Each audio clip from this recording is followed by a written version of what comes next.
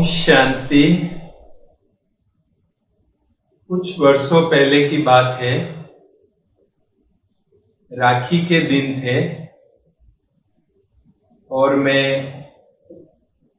ब्रह्मा कुमारीज के अंतर्राष्ट्रीय मुख्यालय आबू में सेवाओं पर था।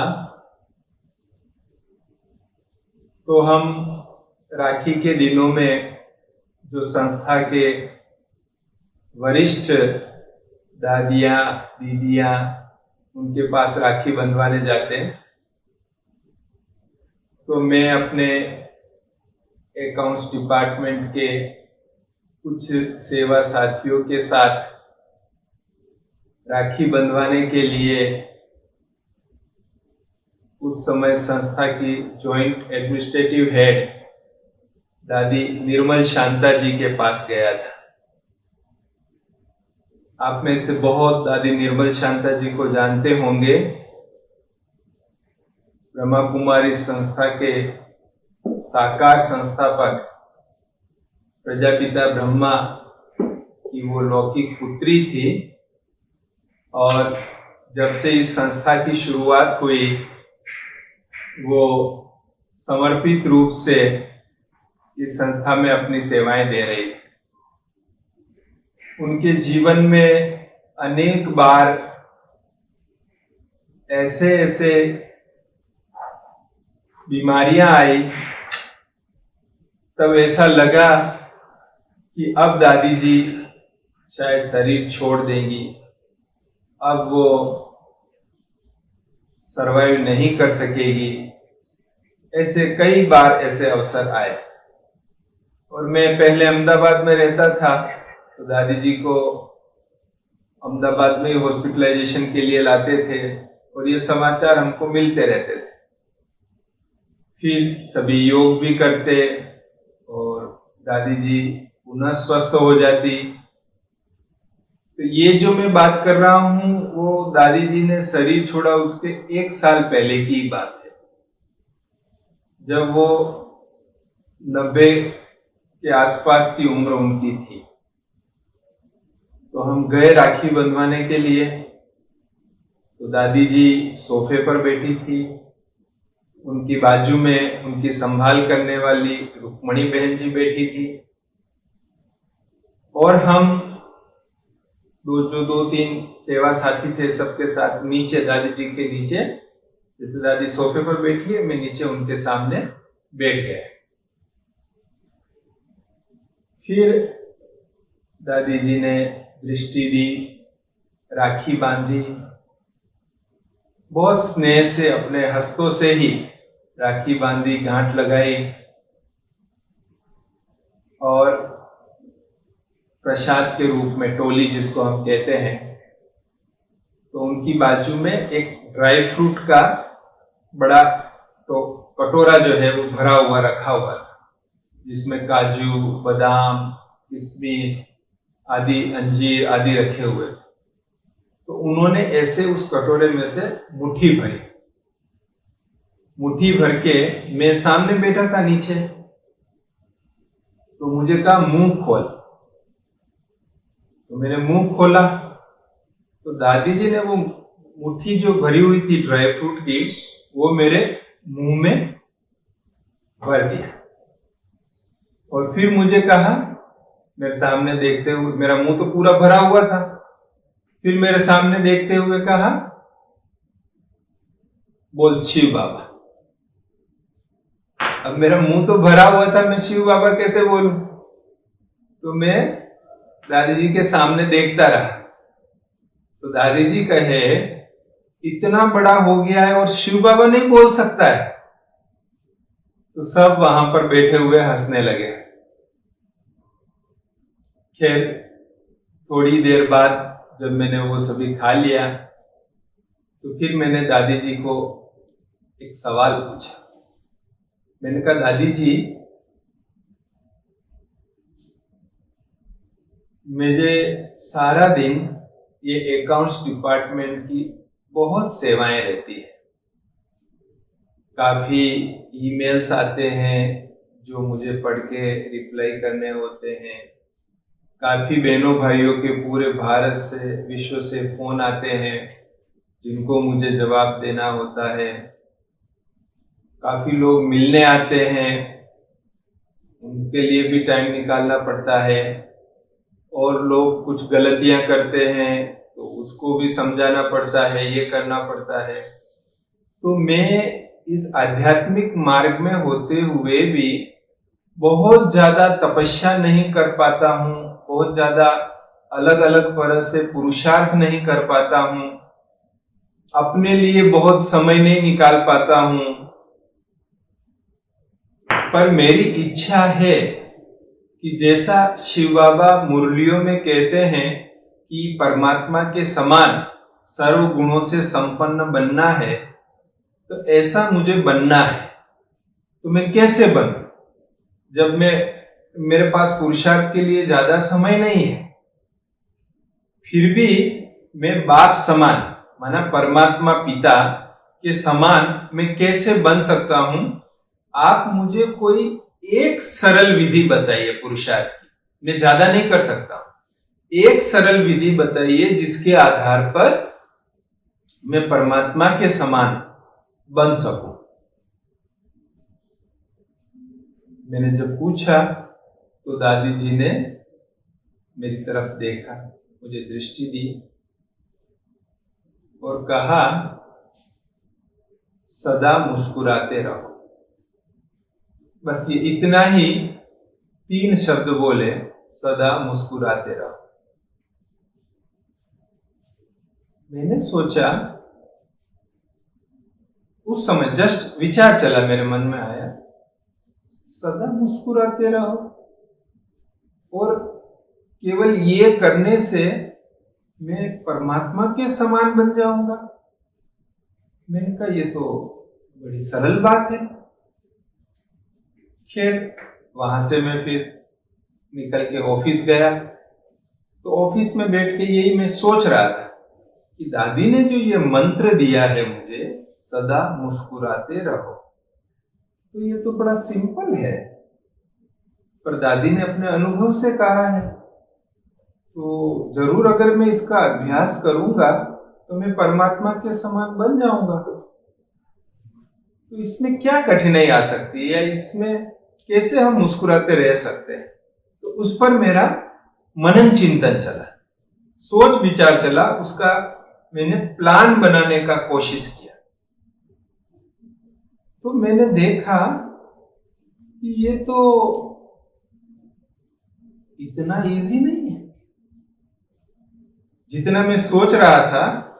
इतना इजी नहीं है कि सदा मुस्कुराते रह सकता। मैं याद भी रखूं इस बात को, तो जितनी देर थोड़ी याद रहेगी उतना तो मैं मुस्कुराने की कोशिश करूंगा या मुस्कुरा लूंगा। लेकिन फिर अगर किसी का फोन आ गया और उस फोन में ऐसी कोई बात हुई कि जो मुझे पसंद नहीं है, तो क्या होगा? मेरे चेहरे की मुस्कुराहट चली जाएगी। कोई मुझे मिलने आया और वो जो पेपर्स लेके आया उसमें कुछ गलतियां हैं, तो उसको शिक्षा सावधानी देने में मेरी मुस्कुराहट चली जाएगी। मैं लोगों के बीच बैठा हूं और किसी ने मेरी थोड़ी क्रिटिसाइज कर दी, मेरे को थोड़ा इंसल्टिंग वे में कुछ बोल दिया, मेरे चेहरे की मुस्कुराहट चली जाएगी। थोड़ा भी शरीर में कुछ तबीयत ऊपर नीचे हुई, मेरी मुस्कुराहट चली जाएगी। जैसा हम चाहते हैं या जैसा हम सोच रहे हैं, उस अनुसार लोगों ने व्यवहार नहीं किया, उस अनुसार लोगों ने नहीं बोला, तो मेरे चेहरे की मुस्कुराहट चली जाएगी। जिस प्रकार के रिजल्ट में लाना चाहता था, जिस प्रकार के सिस्टम में बनाना चाहता था उस सिस्टम के अनुसार कोई नहीं चला तो मेरी मुस्कुराहट चली जाएगी। समय पर किसी ने कार्य नहीं किया तो मेरी मुस्कुराहट चली जाएगी। अपनी पसंद का भोजन नहीं बनाया, कहने के बाद भी थोड़ा ऊपर नीचे कर दिया तो मेरी मुस्कुराहट चली जाएगी।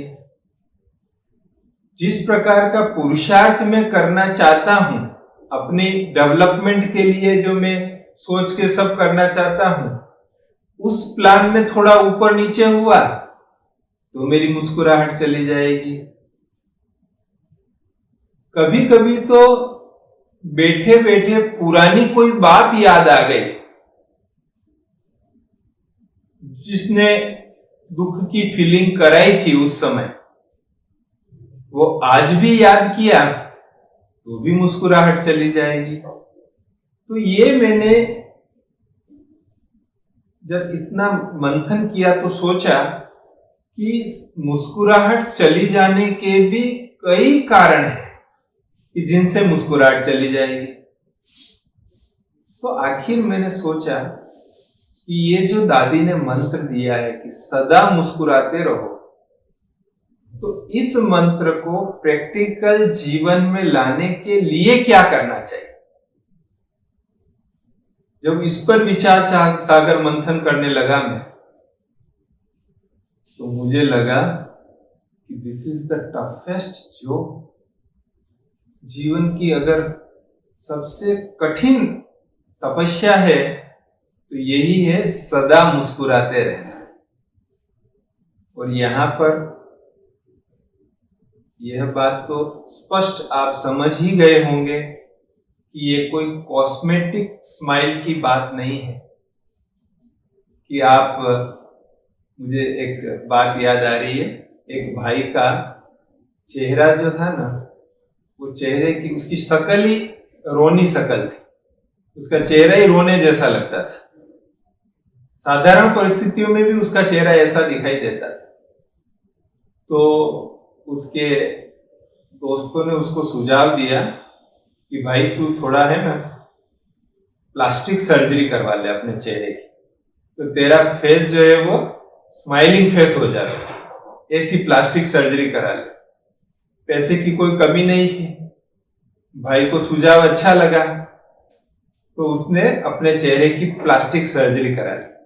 तो सदा ही उसका चेहरा मुस्कुराता ही दिखाई देता था, ऐसी प्लास्टिक सर्जरी करा ली। संयोग से कुछ महीनों बाद उसके माताजी की मृत्यु हो गई। तो घर पर सब मिलने आते थे। अब उसका चेहरा ही जो है ना प्लास्टिक सर्जरी कराया हुआ, तो खुशनुमा ही चेहरा लगता था। तो लोग सोचते थे कि अरे इसके माताजी की मृत्यु हुई है और ये मुस्कुरा रहा है।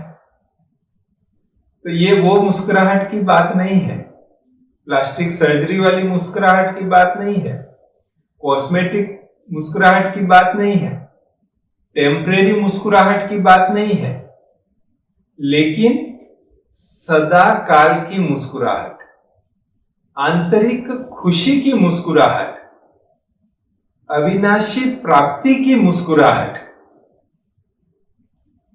सदैव कल्याण के भावना की मुस्कुराहट जो सदा रखनी थी, परमानेंट।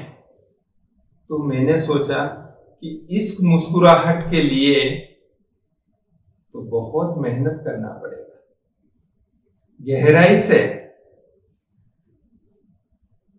एक एक गुण, एक एक शक्ति जीवन में धारण करनी होगी।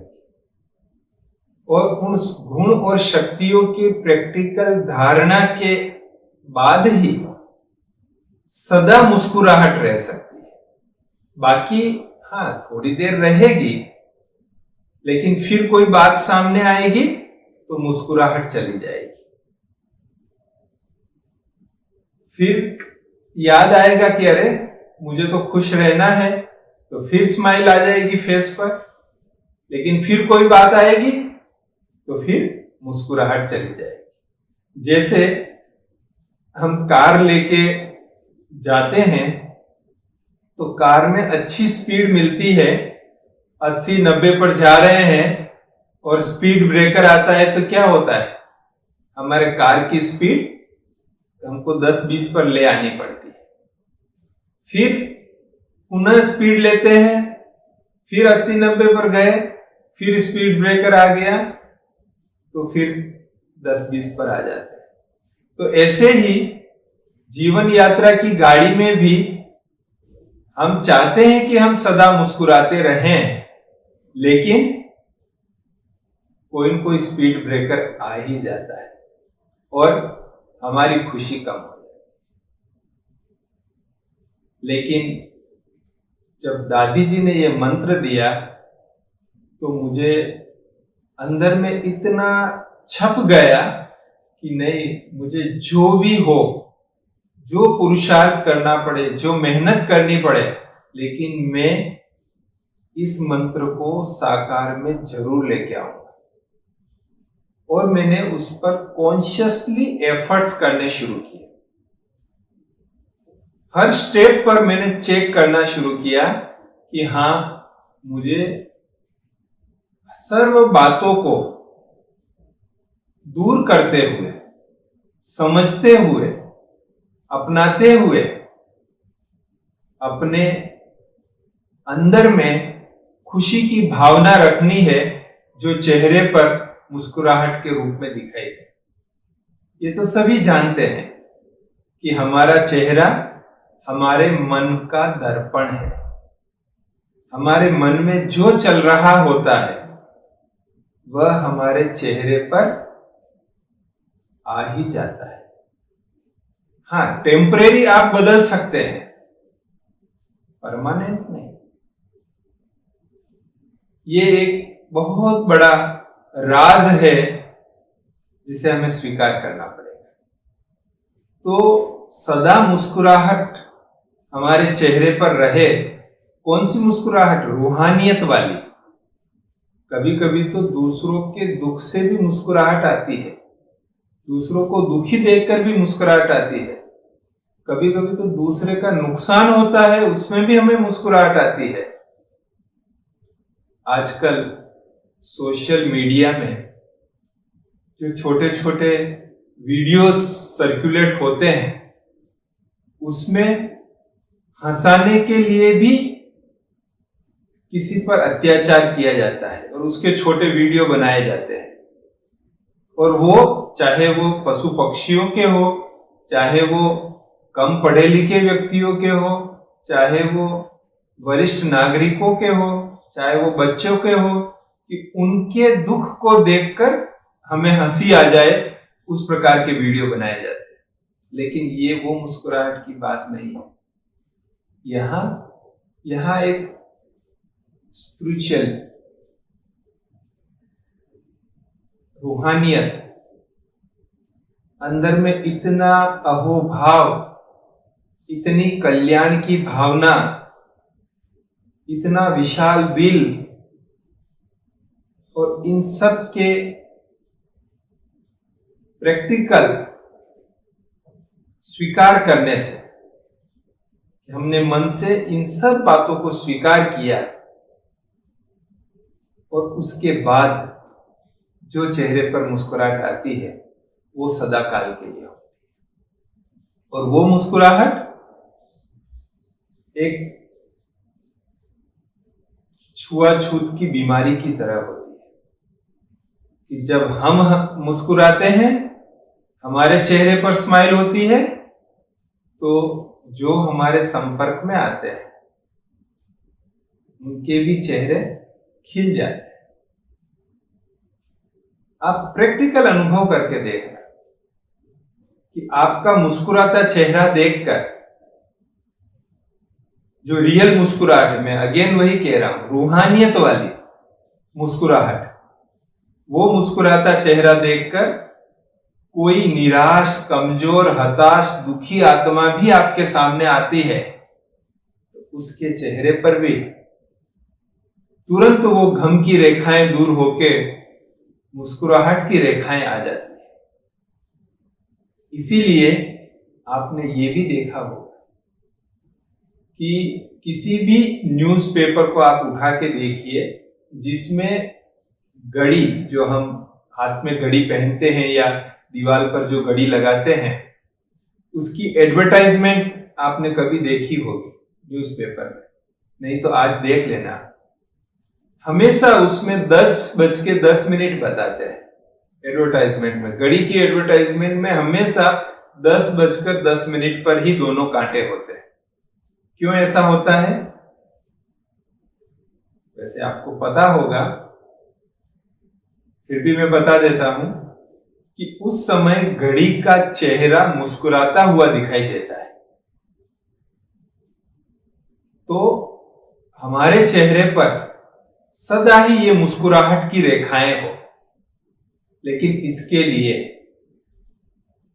हमें बेसिक धारणाएं, बेसिक कुछ चीजें वो बहुत पक्की करनी पड़ेगी।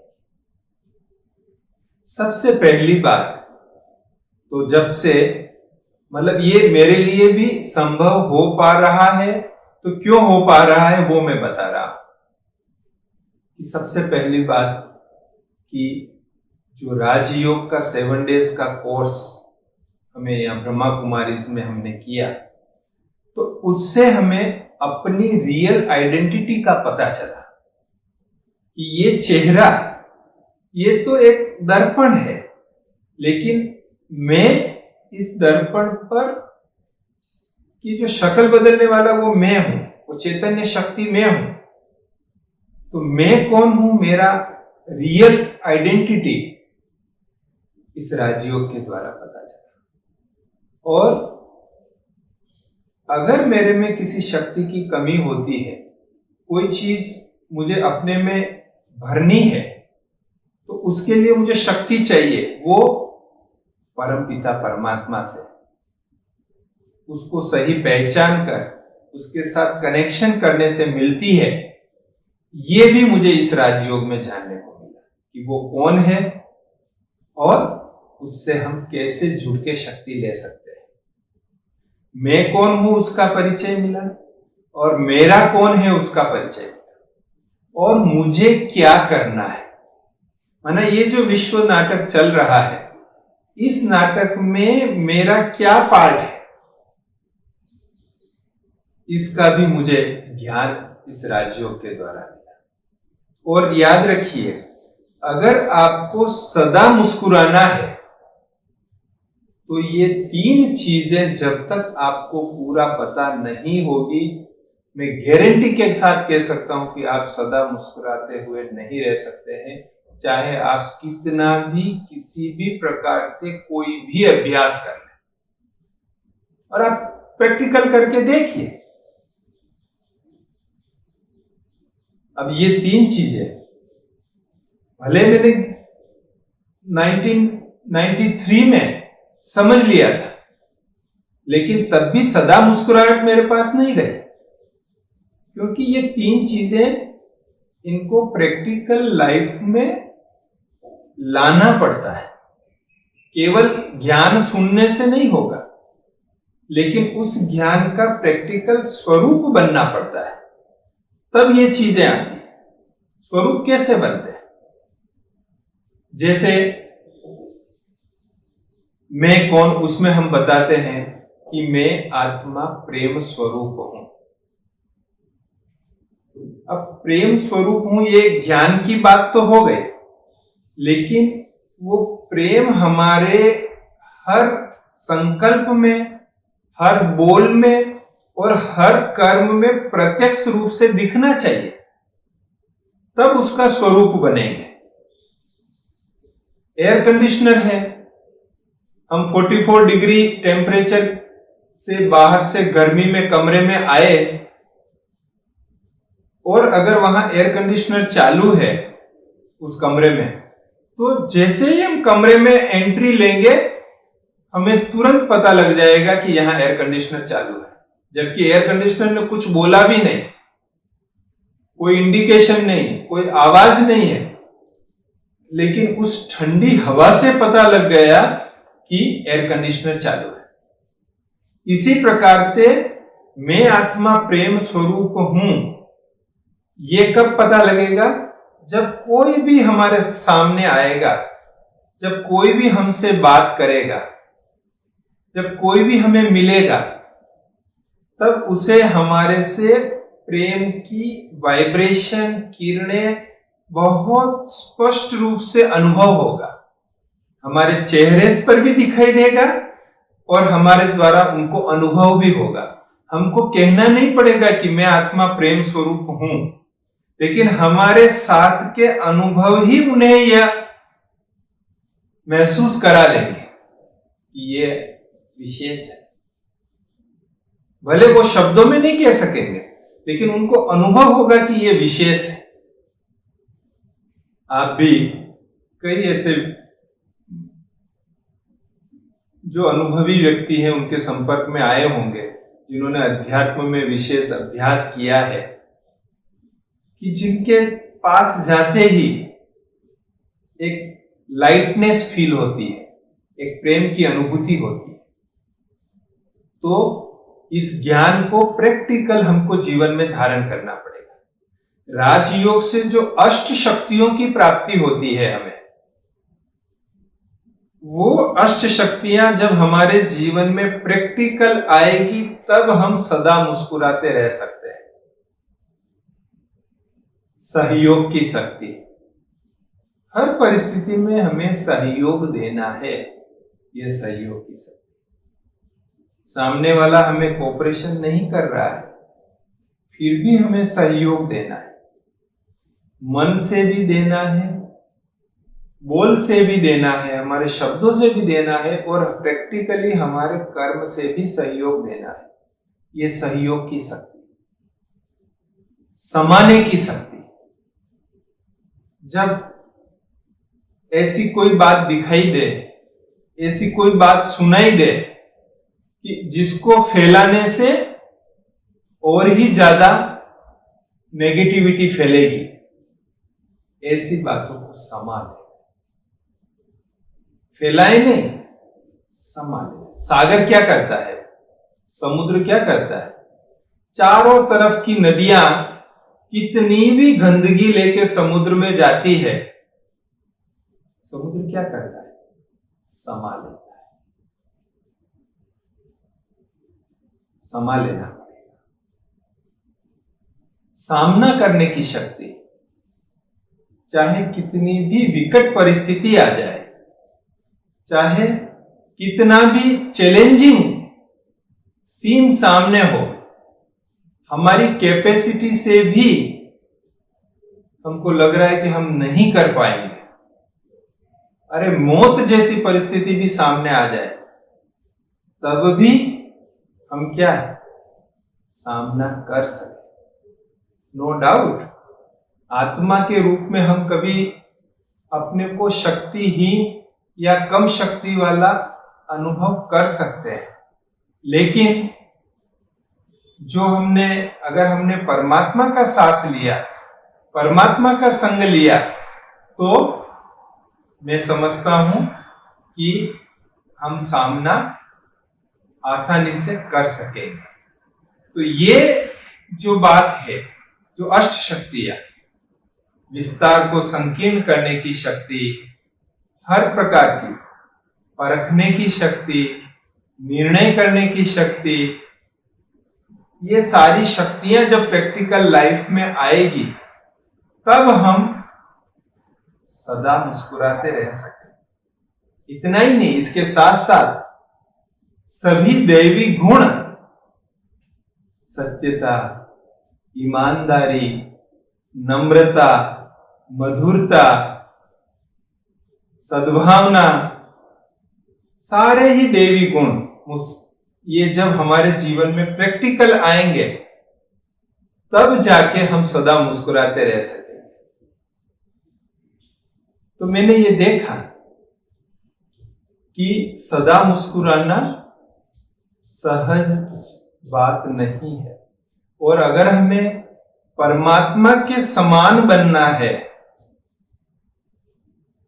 जो कि हमारा लक्ष्य है, इस विशेष जीवन का लक्ष्य है कि हम ऐसी श्रेष्ठ स्थिति यहीं पर प्राप्त करें, तब हमें सदा मुस्कुराना बहुत जरूरी है। ये कह सकते हैं कि एक सफल जीवन का पैमाना वो हमारी स्माइल है। जैसे किसी को बुखार आता है तो उसको चेक करने के लिए क्या है हमारे पास? थर्मामीटर है, कि जिससे हम बुखार चेक कर सकते हैं। इसी प्रकार से हमारे जीवन में सफलता है, वो कौन सी? केवल स्थूल सफलता की बात नहीं है, लेकिन जीवन सफल है उसका पैमाना मुस्कुराहट। हमारे चेहरे की जो रूहानियत है, रूहानी मुस्कुराहट है, वो हमको बताएगा कि हम जीवन में कितने सफल हैं। यहां ये प्रश्न स्वाभाविक उठता है कि जब बातें आती है तब तो ऐसा स्माइल नहीं रहती है, लेकिन जीवन सफल तो तब माना जाएगा ना कि जब बातें आवे, चैलेंजिंग बातें सामने आवे और तब भी हम मुस्कुराते रह सके। जिसका यादगार भी बताते हैं कि शेष नाग पर भी डांस कर रहे हैं। ये किस चीज का यादगार? कितनी भी बातें आवे लेकिन हम खुश रह सके। और निश्चित रूप से इसमें राजयोग ही हमारा जो मेन पार्ट प्ले करेगा। परमात्मा पिता से हम जब निरंतर शक्तियां लेंगे और आत्मा में वो शक्तियां भरते जाएंगे, तब उस ज्ञान का प्रैक्टिकल स्वरूप हमारे जीवन में आएगा। और बातों के रहते हुए भी, बातों को समझते हुए भी, बातों को समाते हुए भी, बातों का समाधान करते हुए भी हम मुस्कुराते रह सके। तो इसी पर मैंने कुछ समय पहले जब ये अभ्यास कर रहा था विशेष, तो कुछ लाइनें लिखी।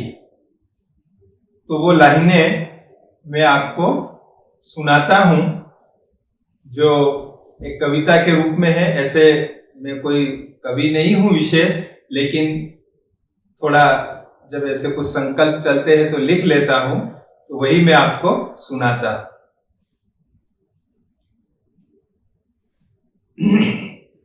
अब तो मुस्कुराइए, इसका टाइटल मैंने दिया है अब तो मुस्कुराइए, बिन कौड़ी खर्चे ज्ञान मिला।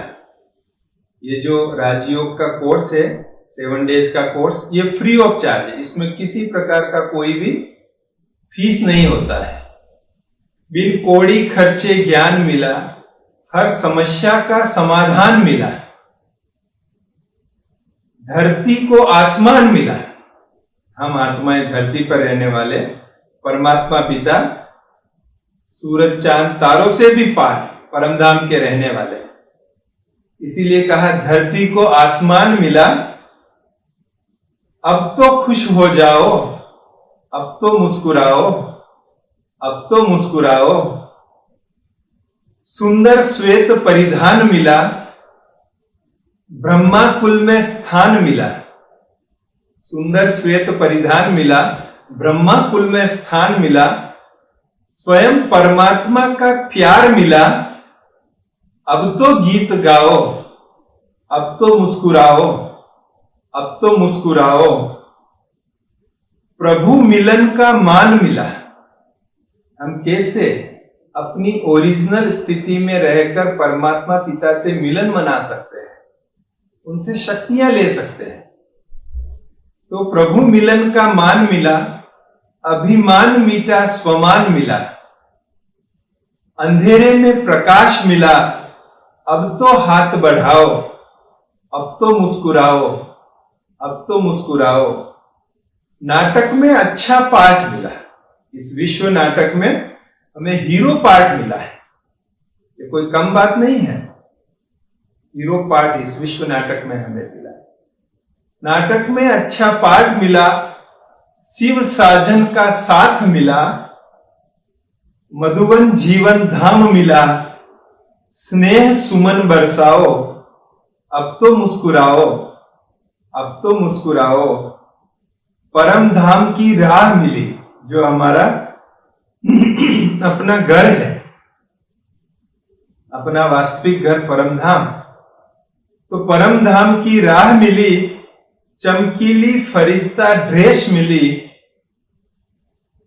पग पग पर खुशहाली मिली, अब तो नाचो गाओ, अब तो मुस्कुराओ, अब तो मुस्कुराओ। अच्छा, ओम शांति।